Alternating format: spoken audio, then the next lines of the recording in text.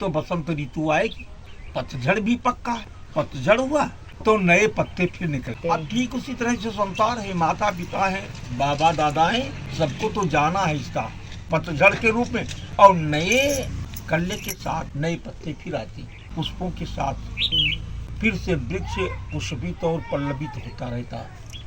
ये प्रकृति का नियम है। इसी तरह से मनुष्य है, जो पत्ता पुराना होता है उसे झड़ जाना भी पड़ता है। अब प्रकृति को ही भगवान कह लीजिए, तो प्रकृति पे भगवान है। लेकिन प्रातःकालीन बेला में जो बढ़िया काम होता है जितना सारे दिन में नहीं होगा।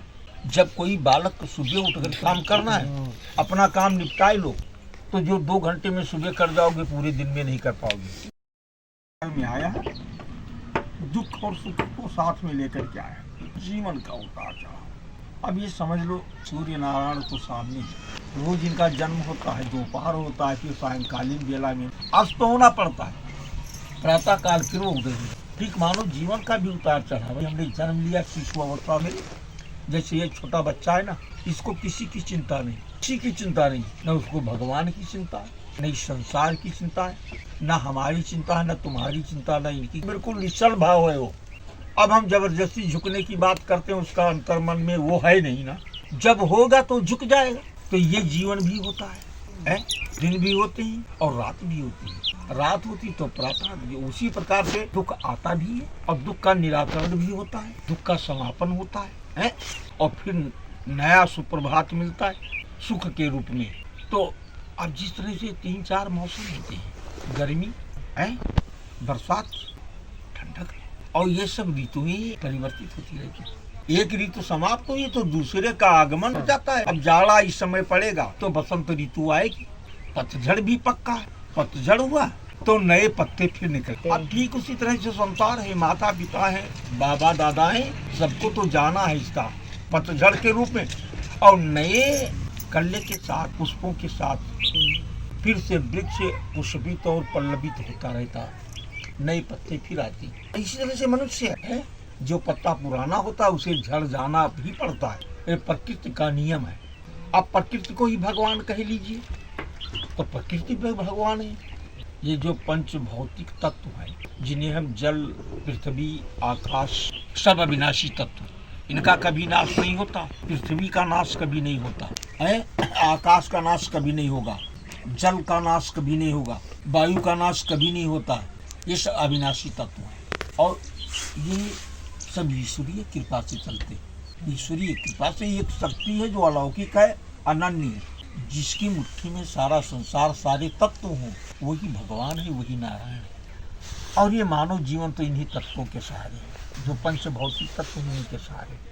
अब ये सब क्यों बोल रहा हूँ? अब अभी किशोर अवस्था के बालक हो, आंधी तूफान का अवलोकन नहीं कर पा रहे हो कि कल क्या होगा, आज क्या मौसम है, कल मौसमों के बारे में कोई विचार नहीं करते। अब उनके वो दर्पण दिखाना, शीशा दिखाना हम लोगों का कर्तव्य है। हम दिखाते रहेंगे। राह जिस दिन आप देख लेंगे तो हमें कुछ कहना नहीं पड़ेगा, अपने आपको नतमस्तक हो जाना पड़ेगा। लेकिन प्रातःकालीन बेला में जो बढ़िया काम होता है जितना सारे दिन में नहीं होगा। जब कोई बालक सुबह उठकर काम करना है, अपना काम निपटाए लो, तो जो 2 घंटे में सुबह कर जाओगे पूरे दिन में नहीं कर पाओगे। गृह कार्य के लिए भक्ति का भी अपना एक बेला है। जो भक्ति बाल अवस्था से किशोरावस्था और किशोरावस्था के बाद में प्रौढ़ अवस्था है, और इस अवस्था में कोई भक्त हो जाता है और यदि शब्दों से जुड़ गया तो जीवन का आनंद उसको मिलता है भरपूर। तो यहाँ से जुड़ने का मतलब जीवन का आनंद लेना। और जहाँ से लोग सोचते हैं कि 40 वर्ष के ऊपर ही भक्त हो जाएंगे, वहाँ तो जीवन का आनंद समाप्त होते होते शुरू हो जाता है, समापन की तरफ चलता है। तो वहाँ फिर जीवन का आनंद क्या है? आप भक्त हो जाएं, बैरागी हो जाएं, योगी हो जाएं, कुछ भी हो जाएं, लेकिन विगत जीवन का जो आनंद था उसका आनंद तो आप भूल ही गए। तेज तो हमारा क्षीण हो चुका पहले, और जो तेज क्षीण हो जाता बुढ़ापा में साथ क्या देगा? बुढ़ापा में नहीं। हम ये नहीं कह रहे आप लोग भक्त हो जाए, करो, खाओ, मेरा आशीर्वाद तुम्हारे लोगों के साथ है। खूब खाओ, खूब कमाओ, लेकिन अपनी विचारधाराओं को बिल्कुल ठीक रखो। जैसे एक लड़की तुम ले आए, तुम्हारी धर्म पत्नी बन गई, अब तुम्हारा दिमाग सही पूछो तो किसी तरफ बहकाव में नहीं जाना चाहिए। जीवन साथी किसी को बना लो तो फिर जीवन भर के लिए बना लो। अरे कितने दिन का जीवन है, अरे कितने दिन का जीवन है। ये सब क्षणिक है, क्षणिक साथ है, क्षणिक सुख है। ये सांसारिक व्यापार है। न कोई किसी का माता है, न कोई किसी का पिता है, न कोई किसी का पुत्र है। हम संसार की बाजार में आए हैं। ये लौकिक संसार है और लौकिक माया बड़ी विचित्र है। इसी में हम भूल के उस नाम तक नहीं पहुंच पाते हैं तो जीवन का आनंद अधूरा हो जाता है। हम सौदा ही नहीं कर पाते, जो सौदा मुक्ति जन्म जन्मांतर का जो सौदा, उसमें अधूरे रह जाते हैं। काम करते रहो, साथ ही पूजा भी करो। पूजा ये नहीं कि अगरबत्ती लगा के बैठ जाओ पूरा दिन पूजा करते रह जाओ, फिर बच्चे तो भूखे मर जाए।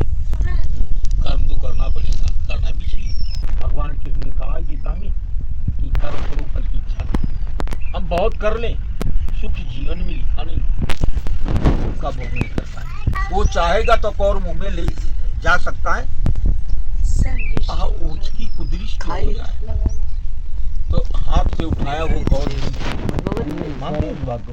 कर्मण्येवा अधिकारस्ते मा फलेषु कदाचन। कर्म करो।